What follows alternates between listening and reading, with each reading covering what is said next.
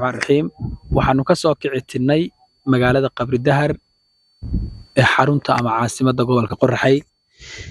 shaqooyinkan u soo kicitinay waxa kamid ahaa inaan daarta taariikhiga ah ee la yiraahdo Daar Balaayo saldhigga ama fadhiga u ahayd Sayid Maxamed Cabdilla Xasan iyo daraawiishtiisii deegaanada gobolka Qorraxay aan wax ka soo duubno soona aragno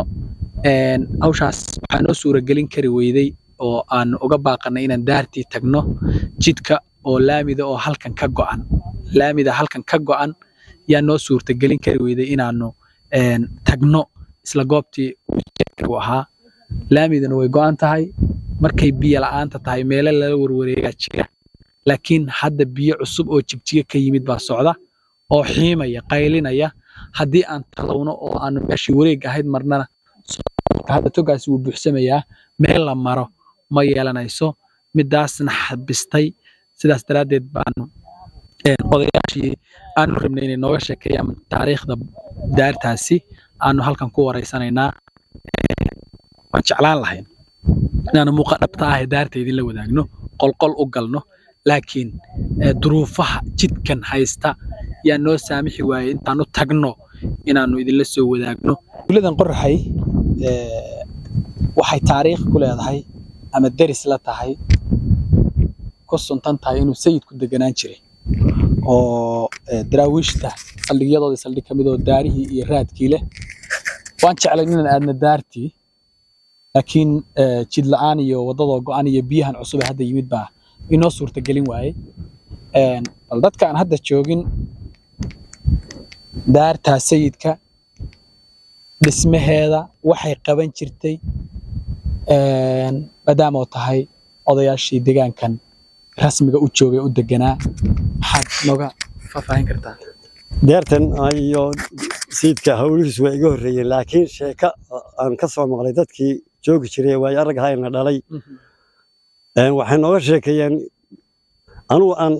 qayb ka arkay labada dagood baa sayidku iyo daar ku lahaa daar waxba ka joogo Daar Balaayo waliya waa daarta weyn oo iyagu waxba ka jooga way dhisan tahay qalfoofka waa dhisan yahay laakiin saddex daarood oo dhanka kale xagga gabalooca ka dhowr jiray way asmeen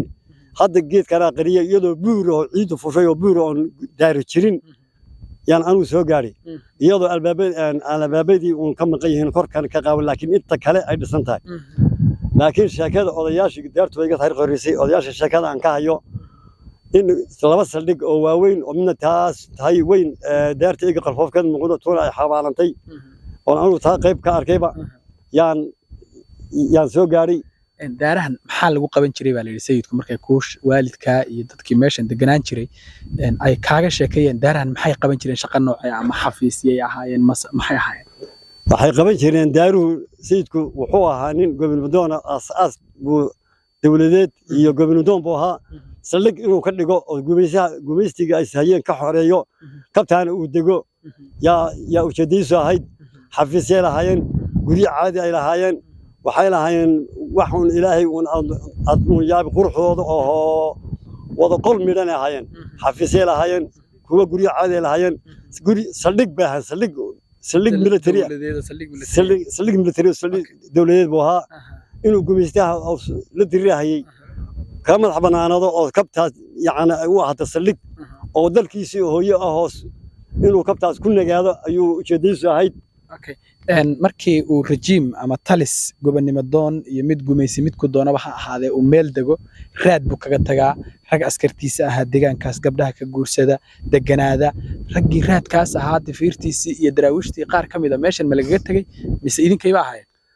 kolley dadkii waalidkaayna dhalay naga waaweynaa qaar la shaqayn jiray daraawiishta waa jiraa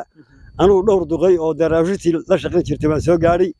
sida wadaad la dhihi jiray maxamuud laada la dhihi jiray oo in badan aanu dirsayno iga sheekeeyey xuseen sharma arkin jiray oo reer Dhooweyna oo taariikhda aad u hayo sheekaysi waan hayaa dadka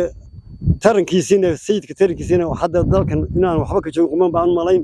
wax yar baan ka arkay in la dhihi jiray ma ka arkay halkii ninkayga mid saaqsanahay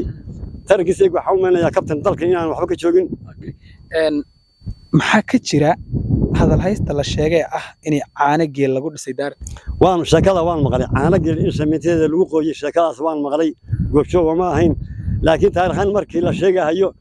in caana geel lagu dhisay lagu qooy jiray sawirkeeda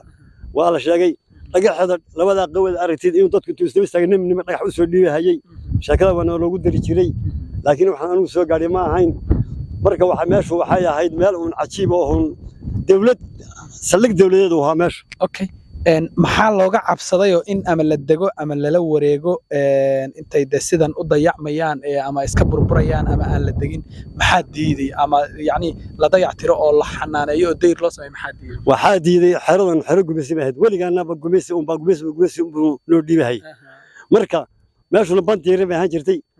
شارن iyo cabdillah laba ban la jiray xoolaha markaa raacaan qiid intaan qori meel ka qaadno qiid saas oo dhan aan horsan jiray geed fadil galiya ma lahan jiray sadarteed nin walba markii carracooda noqotay oo gumeysiino yimaadaba dhibaato loo geynayay yaa dadku hawdku ku carrahay dadka baadiyaan uu ahay guriga dayactiro oo hagaajisana mayna aqooninba waxaa dhici jirtay foostooyinka shidaalka ee talyaanigu banaanka ka carray ay xabshadu ay waxa ma qani laga carray intaan kala goyno shidaalka daadino oo foostooyinka la laabnaa loo dadar uga dhigi jiray dadka baadiyo noocaas aan ahayn guriyin iyo daar la suubiyay iyo waxa ma aqoonin shaqaanada ma ahayn gabi waxaa noo soconaa durgalan haybo gumeysi wadana way ahayd wadan gumeysi soo noogu dhiibahay yaan durgal noqonay baa hadda miyay dhinteen mise haddii dayactir loo sameeyo oo la hagaajiyo in baa la daba qaban karaa may wax daba qashaa anigu wax daba qasho hadda lagu sameyn karo in guriga intii la duubiyo guriga lagu sameeyeen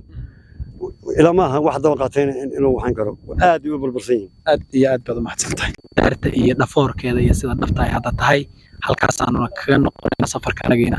ee ku ogyahay waxaan dib ugu jaahisaneynaa qabri dahar وديالات كم هتسنتين داوشدينا waxaan sidoo kale u mahad celinayaa Axmed Faarax Suuraj oo iga duubay kaamirada iyo qahda igu helisa safarkaygan wassalaamu calaykum waraxmatullaahi tacaala wabarakaatuh raxiim waxaanu ka soo kicitinay magaalada qabri dahar ee xarunta ama caasimadda gobolka Qorraxay shaqooyinkan u soo kicitinay waxa kamid ahaa inaan daarta taariikhiga ah ee la yiraahdo daar balaayo saldhigga ama fadhiga u ahayd Sayid Maxamed Cabdilla Xasan iyo daraawiishtiisii deegaanayeen gobolka Qorraxay aan wax ka soo duubno soona aragno hawshaas waxaan oo suuragelin kari weyday oo aan uga baaqanay inaan daartii tagno jidka oo laamida oo halkan ka go'an yaa noo suurtagelin kari weyday inaanu tagno isla goobtii uu ahaa laamidana way go'an tahay markay biyo la'aanta tahay meel la warwareegaa jira laakiin hadda biyo cusub oo jibjiga ka yimid baa socda oo xiimaya qaylinaya haddii aan talowno oo aan meeshii wareeg ahayd marnana hadda togaasi wuu buuxsamayaa meel la maro ma yeelanayso midaasna xabistay sidaas daraadeed baanu odayaashii aanu rabnay inay nooga sheekeeyaan taariikhda daartaasi aanu halkan ku wareysanaynaa waan jeclaan lahayn inaanu muuqa dhabta ah ee daarta idinla wadaagno qolqol u galno laakiin duruufaha jidkan haysta yaa noo saamixi waayay intaanu tagno inaanu idinla soo wadaagno daarta iyo dhafoorkeeda iyo sida dhabta ay hadda tahay halkaas aanu kaga noqonayna safarka anageena ee ku ogyahay waxaan dib ugu jaahisaneynaa qabri dahar وديالات كم هتسنتين داوشدينا waxaan sidoo kale u mahad celinayaa Axmed Faarax Suuraj oo iga duubay kaamirada iyo qahda igu helisa safarkaygan wassalaamu calaykum waraxmatullaahi tacaala wabarakaatuh